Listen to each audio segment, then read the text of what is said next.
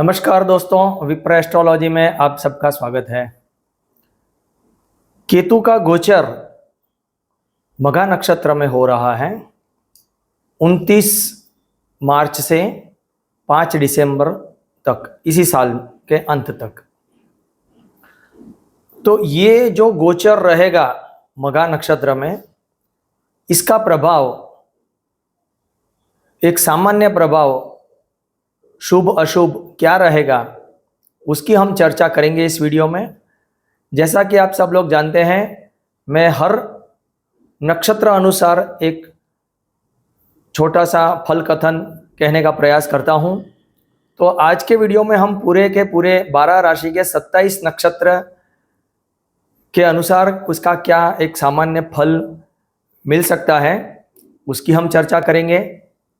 तो इसलिए वीडियो शायद लंबा हो, लेकिन पूरा देखिएगा और ज़रूर देखिएगा और अपनी कमेंट्स भी भेजिएगा। दूसरी एक इम्पॉर्टेंट बात ये भी बता दूं कि ये मघा नक्षत्र है, उसके देवता पितृ है।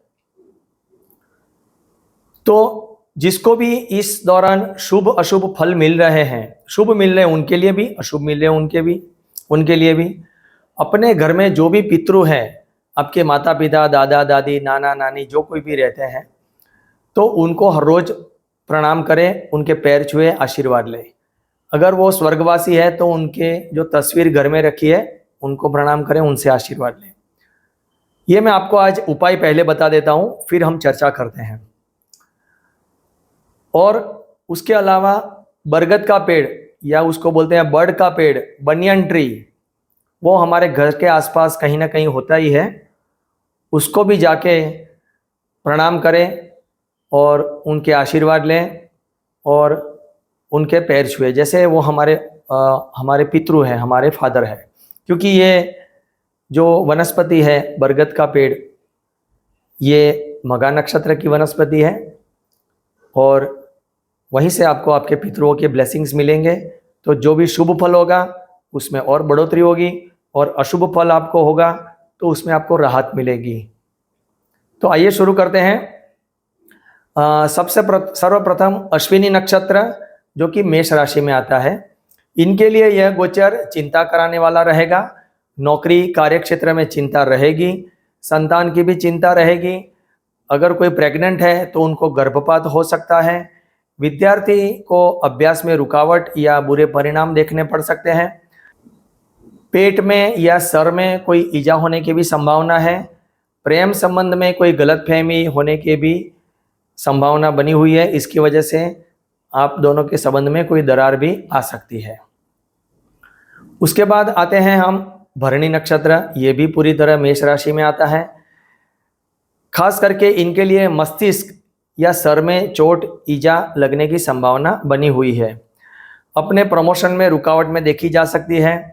अपने प्रेम से आपको विरह सहना पड़ेगा, अलग होना पड़ेगा, और अपनी कोई रिसर्च या स्टडी में कोई विघ्न आने की संभावना है, और संतान की भी चिंता बनी रहेगी। इसके बाद हम कृतिका नक्षत्र, जो मेष और वृषभ राशि दोनों में आता है, इनके लिए शुभ फल के संकेत हैं।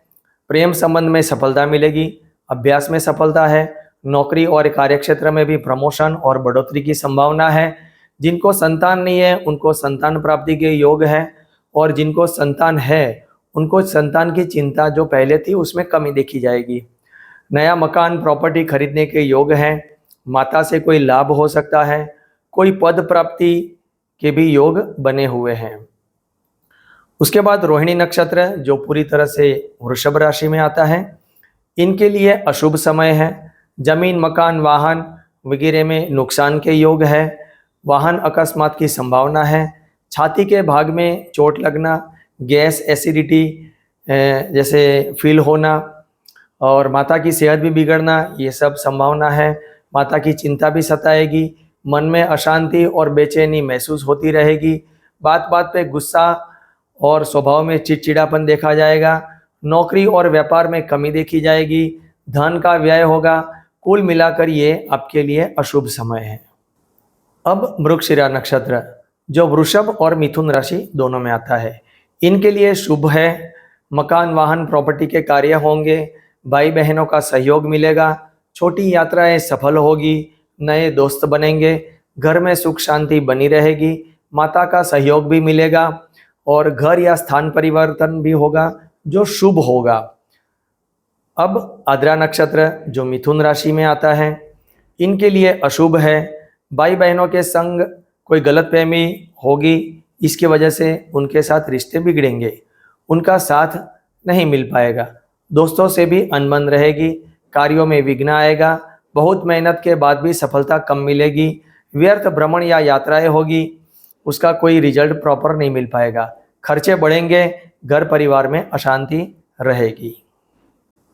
अब पुनर्वसु नक्षत्र जो मिथुन और कर्क राशि दोनों में आता है, इनके लिए शुभ है। नौकरी और व्यापार में बढ़ोतरी होगी, प्रमोशन की संभावना है, धन की आवक बढ़ेगी, जिनको नौकरी नहीं है उनको नौकरी मिलने की संभावना है, माता परिवार के लोगों का सहयोग मिलेगा, कार्य सफलता भी आपको मिलेगी, मकान और प्रॉपर्टी से भी कोई लाभ मिलेगा। अब आते हैं पुष्य नक्षत्र जो कर्क राशि में ही आता है, इनके लिए थोड़ा अशुभ रहेगा, धन के खर्चे बढ़ेंगे, मानसिक अशांति होगी, चेहरे आंख पे चोट लगने की संभावना है, परिवार में भी गलतफहमी से अशांति का माहौल देखा जाएगा।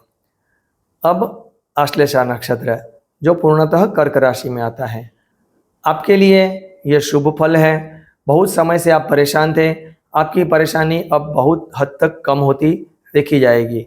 जिनको नौकरी नहीं है उनको नौकरी मिलेगी, जिनकी नौकरी है उनको प्रमोशन या बढ़ोतरी के योग बने हुए हैं, धन की आवक बढ़ेगी, व्यापार बढ़ेगा, परिवार में शांति और समृद्धि बनेगी, व्यापार में धन लाभ होगा, प्रॉपर्टी और मकान या फैक्ट्री के काम में सफलता मिलेगी और ये कार्य अगर कर रहे हैं तो उसमें सफलतापूर्वक आप आगे बढ़ेंगे।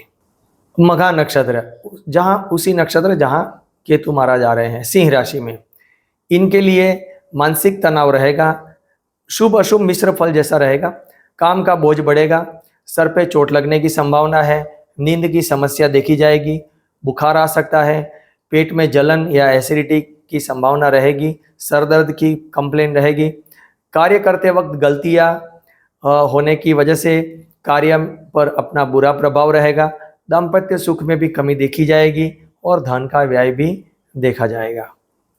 अब आते हैं पूर्वा फाल्गुनी नक्षत्र, ये भी सिंह राशि में आता है, इनके लिए भी अशुभ है, मानसिक तनाव रहेगा, काम का बोझ और कुछ नई जिम्मेदारी बढ़ेगी, सर में दर्द या नींद की समस्या रहेगी, कार्य करते वक्त उत्साह की कमी महसूस होगी, कार्य पूरा होने में विलंब होगा, दाम्पत्य जीवन में थोड़ी अनबन रहेगी, फिजूल के खर्चे बढ़ेंगे, इसकी वजह से धन का खर्च या धन का व्यय भी बढ़ेगा।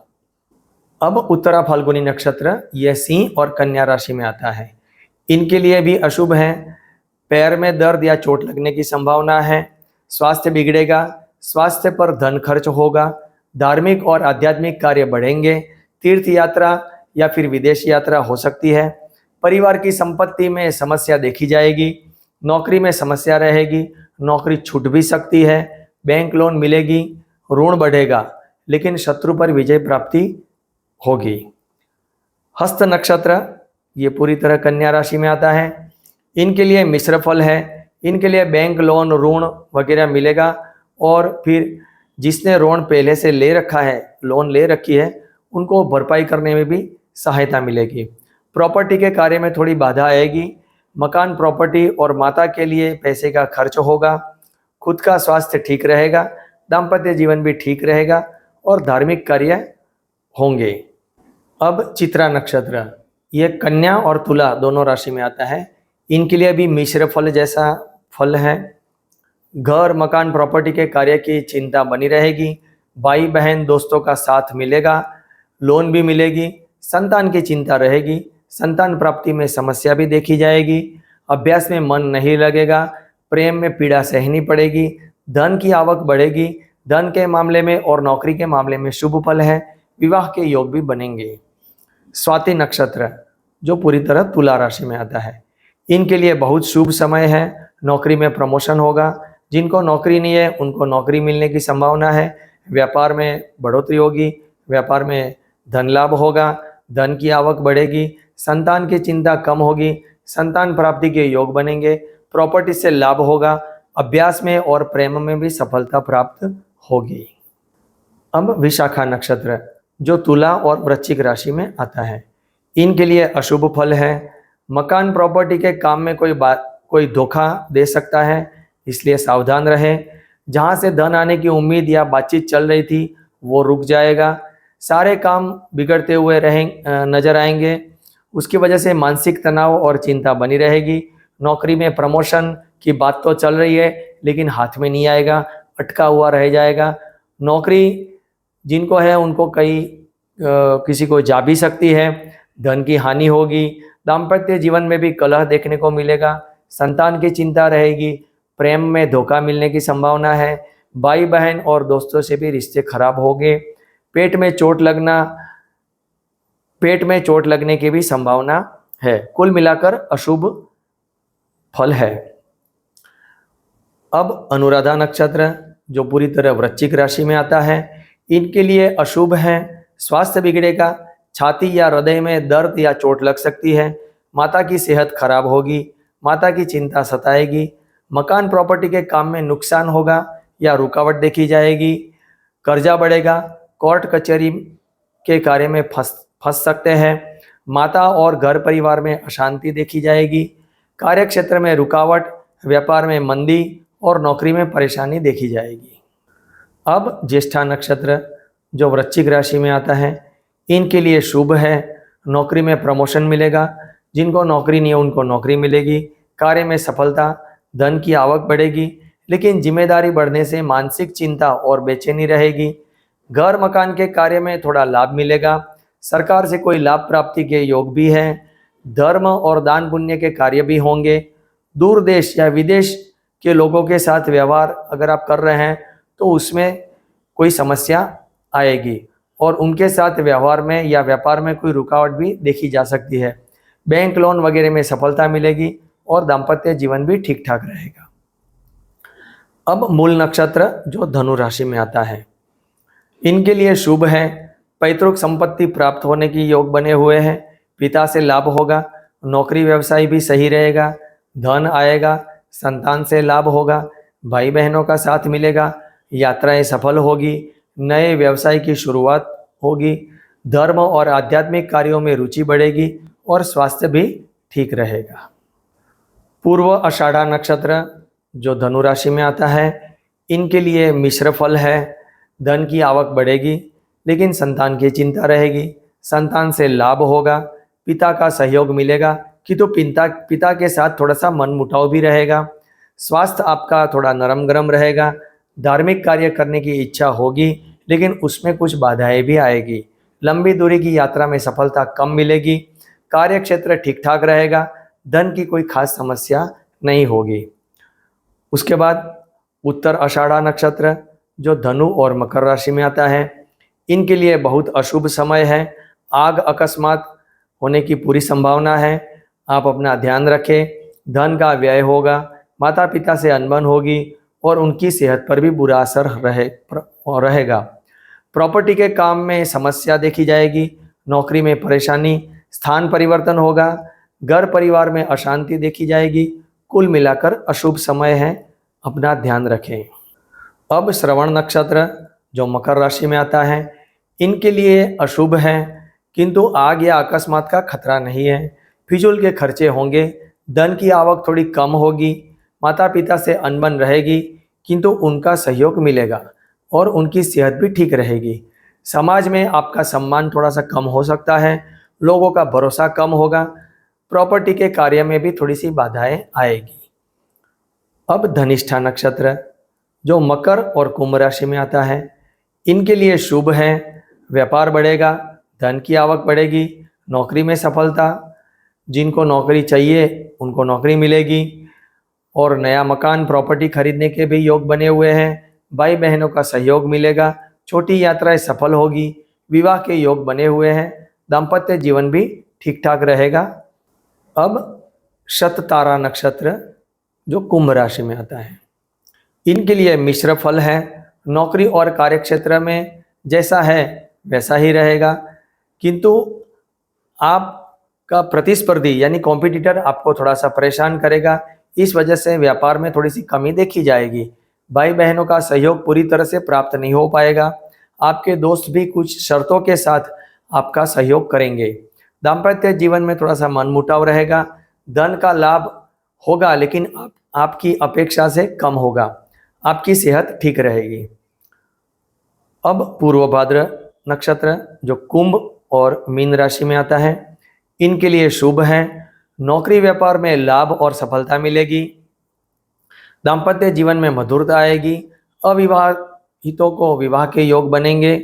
भाई बहन दोस्तों का बहुत सहयोग मिलेगा। नए व्यापार की शुरुआत हो सकती है। स्थान परिवर्तन भी होगा जो लाभदायी होगा। धन की आवक बढ़ेगी और धन लाभ स्पष्ट दिखाई दे रहा है। अब उत्तर भाद्र नक्षत्र मीन राशि, इनके लिए थोड़ा अशुभ समय रहेगा। नौकरी और व्यापार में परेशानी रहेगी। धन की आवक कम होगी। खर्चे बढ़ेंगे। पेट की बीमारी हो सकती है। पेट में आंतियों की कोई इन्फेक्शन या वगैरह होने की संभावना है। दाम्पत्य जीवन में थोड़ी अनबन रहेगी और परिवार से अलग होना पड़ सकता है। परिवार में अशांति भी देखी जाएगी। अब रेवती नक्षत्र जो मीन राशि में पूरी तरह आता है, इनके लिए बहुत शुभ है। व्यापार में वृद्धि होगी। धन लाभ होगा। धन की आवक बढ़ेगी। जिनको नौकरी चाहिए उनको नौकरी मिलेगी। जो नौकरी कर रहे हैं उनको प्रमोशन मिलेगा और इंक्रीमेंट भी अच्छा मिलेगा। परिवार में खुशियों का माहौल रहेगा। परिवार में कोई नए सदस्य का आगमन हो सकता है। शत्रु आपका कुछ नहीं बिगाड़ सकता, यानी शत्रु विजय योग भी बना हुआ है। बैंक से लोन आसानी से मिल जाएगी और जो ली हुई है तो आपको इस समय भरपाई करने में आसानी होगी। आप आसानी से इंस्टॉलमेंट भर सकते हैं। तो ये 27 नक्षत्रों 12 राशि के अनुसार 27 नक्षत्रों का ये केतु गोचर का एक सामान्य फल मैंने आपको बताने का प्रयास किया है। असली उसका जो परिणाम होता है वो आपकी जन्म कुंडली और जन्म के ग्रहों के अनुसार होता है। आशा रखता हूँ आपको ये वीडियो अच्छा लगा हो। आप सब लोग चैनल को सब्सक्राइब कर दीजिए, लाइक कर दीजिए, शेयर कर दीजिए। बहुत बहुत धन्यवाद। नमस्कार।